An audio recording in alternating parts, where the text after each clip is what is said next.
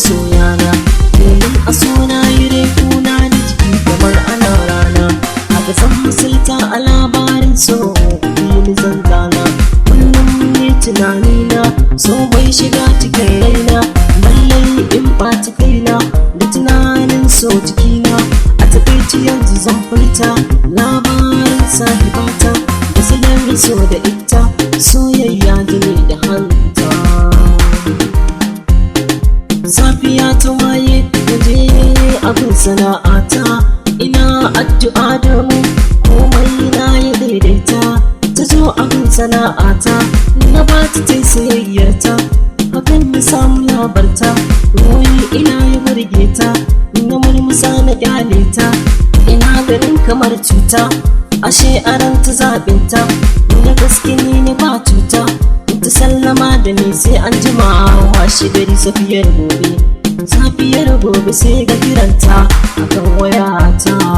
na jima ina ta tunaninta kafin daga ta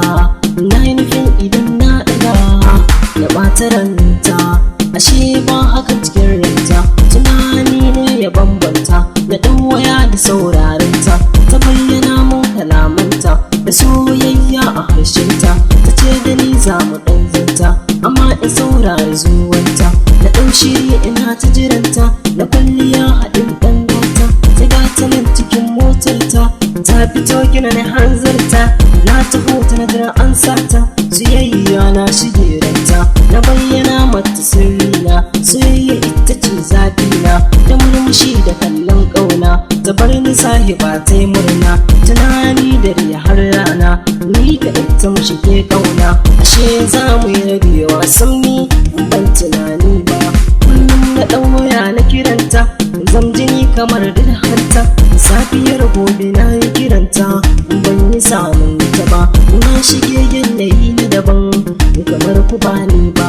na ɗauki hanyar a daidaita na je gidan iyayen nata na sallama siga babanta na gaida shi na ce yadinta ya ce tana gudun kawunta ta ce ta gansu kan aurenta ya roka tafi ko ka huta soyayya kai da ita rabe musamman ba aure ni na ba ta zaɓin ranta ina bakin ciki zan barta soyayya ta sakan kunci har abada ba zan manta ba ta tafi